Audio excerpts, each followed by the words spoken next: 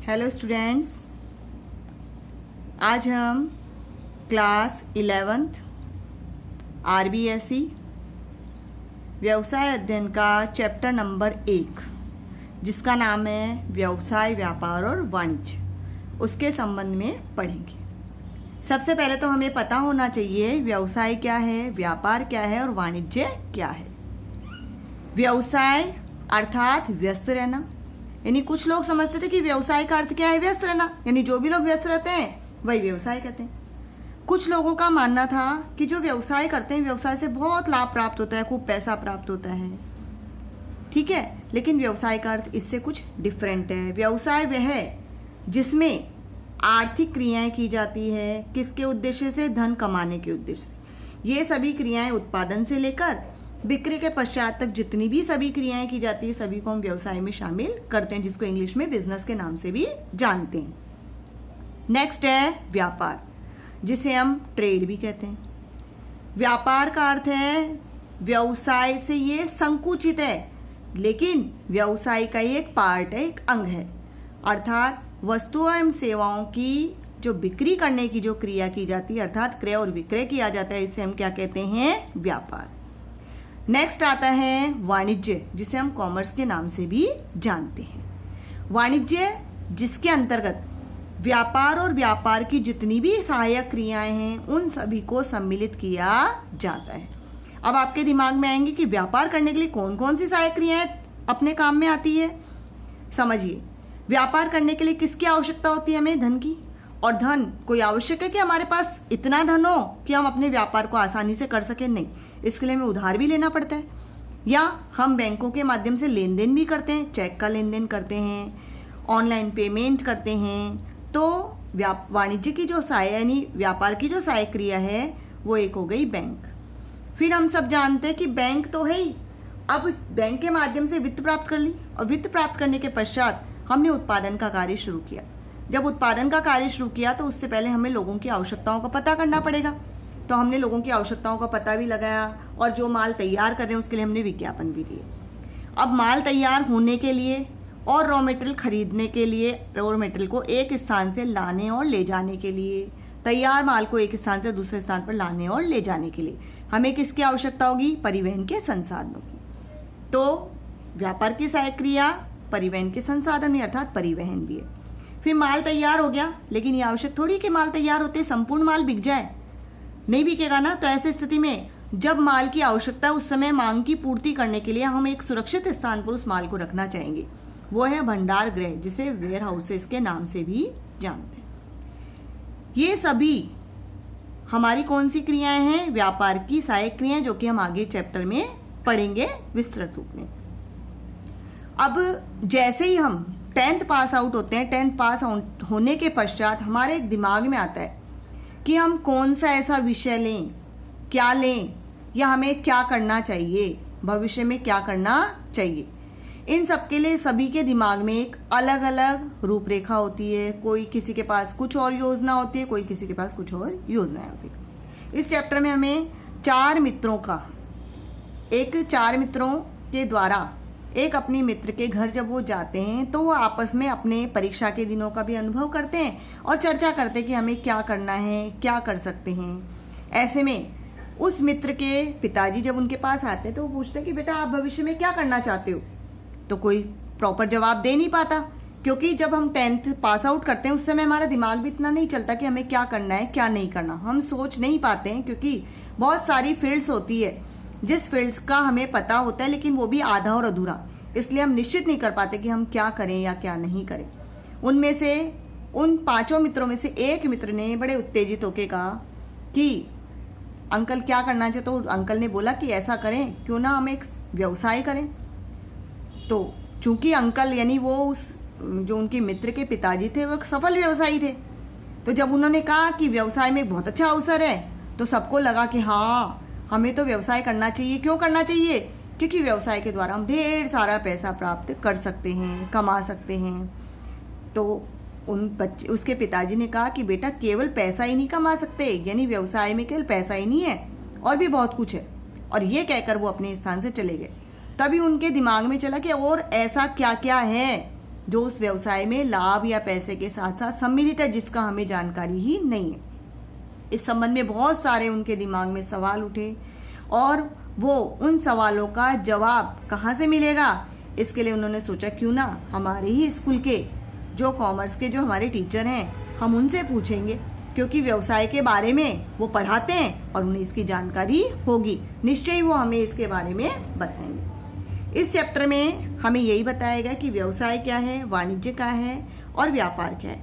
साथ ही व्यापार और वाणिज्य किस प्रकार से प्राचीन समय में शुरू हुए और हमारे देश में स्वदेशी बैंकिंग प्रणाली थी, तो स्वदेशी बैंकिंग प्रणाली क्या है, उसका क्या योगदान है, व्यवसाय का कॉन्सेप्ट यानी व्यवसाय क्या है, उसके क्या क्या उद्देश्य हैं, उद्योग क्या हैं, उद्योगों के प्रकार क्या हैं, और वाणिज्य के संबंध में जो वाणिज्यिक क्रियाएं कौन कौन सी वाणिज्यिक क्रियाएं, और व्यवसाय में ऐसी कौन कौन सी रिस्क है, जो कि मैं क्या विशेषताएं, ये सभी हम इस चैप्टर के अंतर्गत पढ़ेंगे।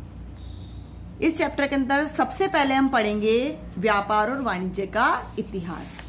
ठीक है, व्यापार और वाणिज्य के इतिहास के अंतर्गत हम पढ़ेंगे कि किसी भी क्षेत्र का आर्थिक और वाणिज्यिक विकास उसके प्राकृतिक परिवेश पर निर्भर करता है, यानी जहां पर वो ऐसा एक एनवायरमेंट हो, नेचर हो, जहां पर अधिक से अधिक प्राकृतिक संसाधन भी प्राप्त हो और अन्य संसाधन जो कि व्यवसाय के लिए आवश्यक है वो हो, तभी उस क्षेत्र का विकास, वाणिज्य और आर्थिक विकास हो सकता है।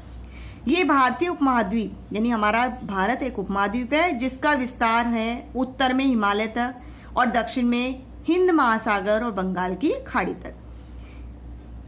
ये सभी सच है।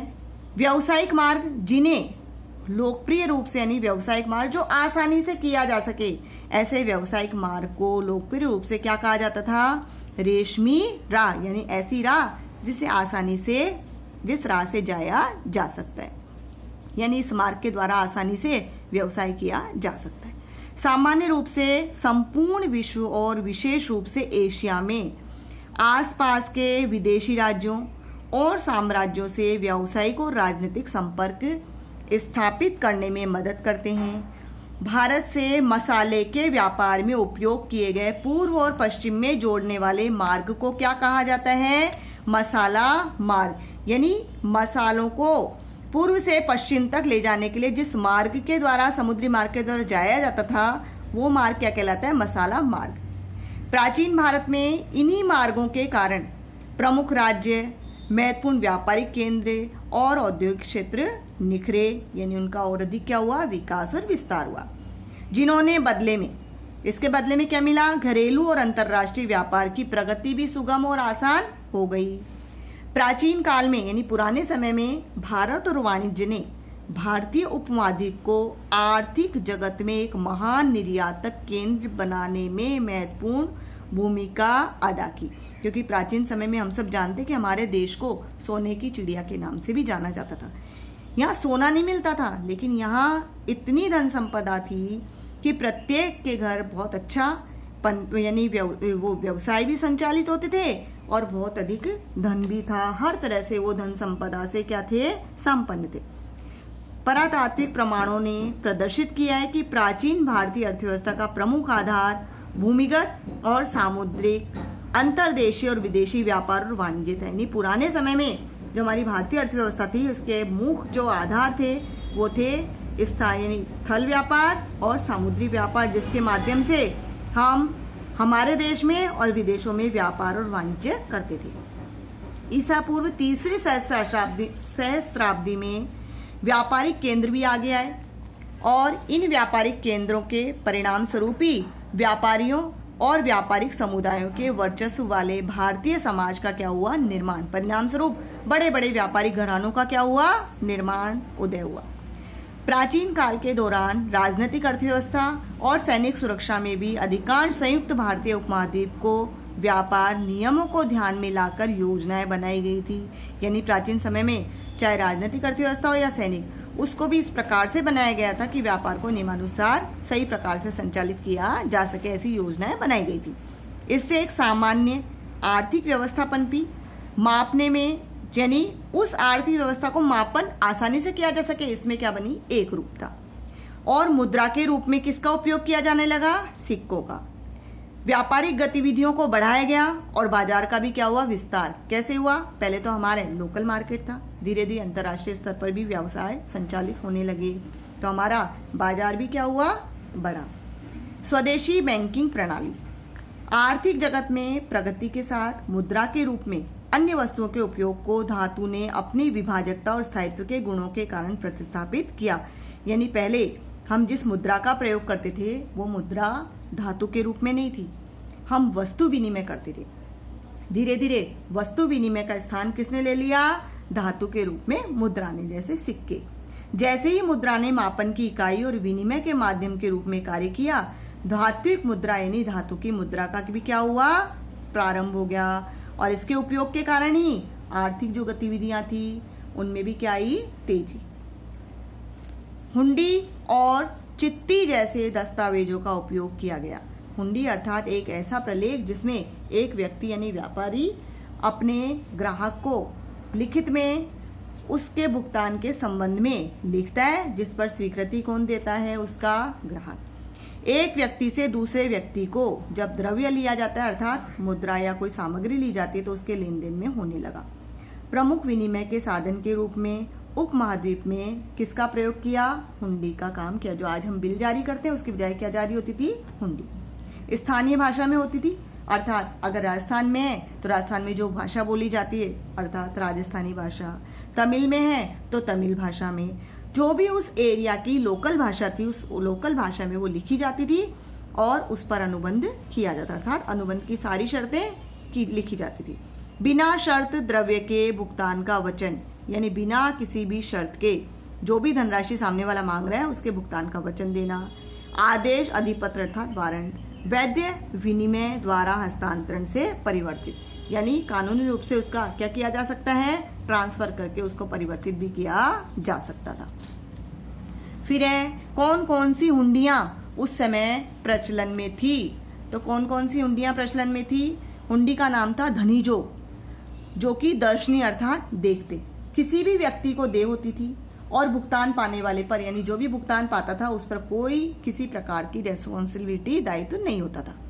सेकंड है शाहजोग, वो भी दर्शनी थी, यानी विशिष्ट कोई व्यक्ति विशेष, जैसे कोई सम्मानीय व्यक्ति है जिसकी बहुत अच्छी प्रतिष्ठा है, जिसका बहुत अच्छा व्यवसाय है, उस सम्मानीय व्यक्ति को दी जाती थी और भुगतान पाने वाले पर दायित्व रहता है, यानी जो भी उससे भुगतान पाता था उस पर रेस्पॉन्सिबिलिटी उसको चुकाने की होती थी।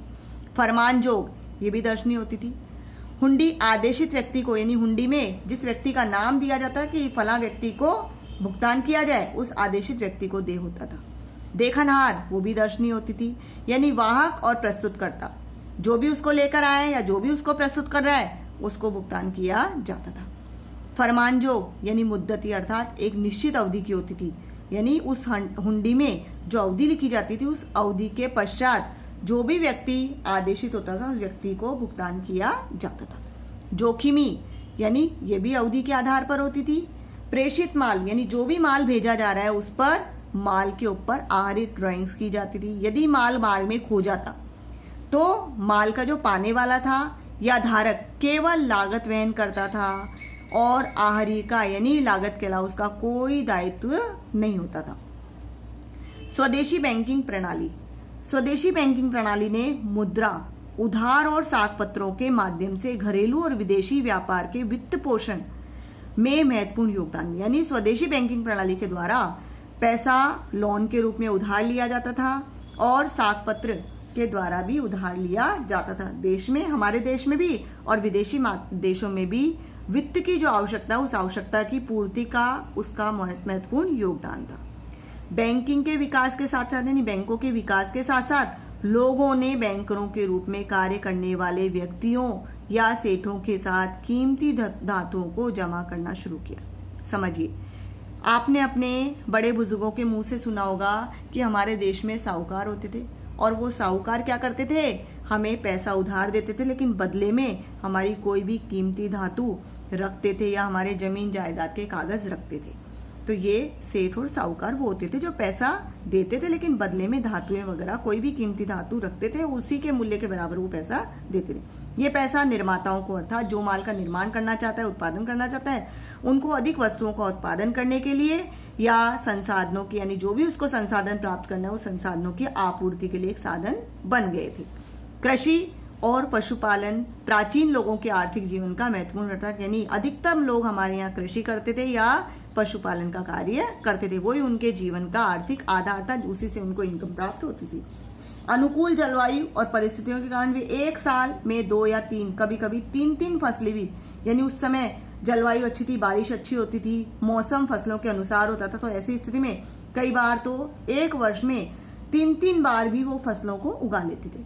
इसके अलावा हमारे देश में जो होता था वो सूती वस्त्रों की बुनाई, रंगाई, बर्तन, मिट्टी के बर्तन बनाना, कला, हस्तशिल्प, मूर्ति कला, कुटीर उद्योग, राजगिरी, यातायात के साधन जैसे गाड़ियां, नौकाएं और जहाजों, इनका निर्माण भी आदि से इन्हें अतिरिक्त आय होती थी। यानी इसके अलावा भी मिट्टी के बर्तन बनाए जाते थे, वस्त्रों की बुनाई की जाती थी, रंगाई की जाती थी, यातायात के संसाधन, गाड़ियां, नौकाएं, जहाज, इनके द्वारा भी पैसा प्राप्त किया जाता था, जिससे वो अपने जीवन को चलाते थे, जिससे वे बचत और आगे निवेश कर पाते थे।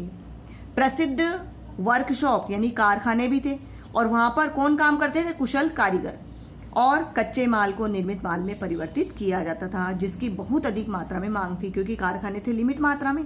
इस स्थिति में जब लिमिट मात्रा में थे तो माल भी लिमिटेड होता था, और लिमिटेड होता था उसकी डिमांड भी क्या होती थी? अधिक। परिवार आधारित प्रशिक्षुता प्रणाली प्रचलन, यानी परिवार के परिवार प्रशिक्षित होते थे और वो पूरा का पूरा परिवार उस कार्य में लगा होता था। उसका व्यापार हेतु विशिष्ट कौशल प्राप्त करने में विधिवत पालन किया जाता था। जैसे टाटा और बिरला का नाम सुना है कि पूरे पीढ़ी दर पीढ़ी ये लोग इस व्यापार में लगे हुए। कारीगर, शिल्पकार और विभिन्न प्रकार के व्यवसायों के कुशल श्रमिक कौशल और ज्ञान को विकसित करके उसे एक पीढ़ी से अगली पीढ़ी तक पहुंचाने का कार्य करते थे। यानी अपने स्वयं तो आता था, लेकिन वो अपने बच्चों को भी सिखाते थे, ताकि उनके बच्चे भी आगे बढ़कर इस कला को जीवंत रखें और इस कार्य को करें। इससे व्यापार और वाणिज्य के वित्त पोषण, व्यापार और वाणिज्य के लिए धन प्राप्ति के लिए वाणिज्यिक और औद्योगिक बैंकों का निर्माण हुआ, और कृषकों को अल्प और दीर्घकालीन ऋण देने के लिए कृषि बैंक अस्तित्व में आए। अल्पकालीन ऋण, दीर्घकालीन ऋण हमने पढ़ा होगा। अल्पकालीन यानी 1 वर्ष से कम समय के लिए जो ऋण दिया जाता है वो अल्पकालीन, और 5 वर्ष या उससे अधिक समय के लिए जो ऋण दिए जाते हैं वो दीर्घकालीन। तो किसानों को जब अल्प और दीर्घकाल के लिए ऋण की आवश्यकता हुई तो ऐसी स्थिति में कृषि बैंकों का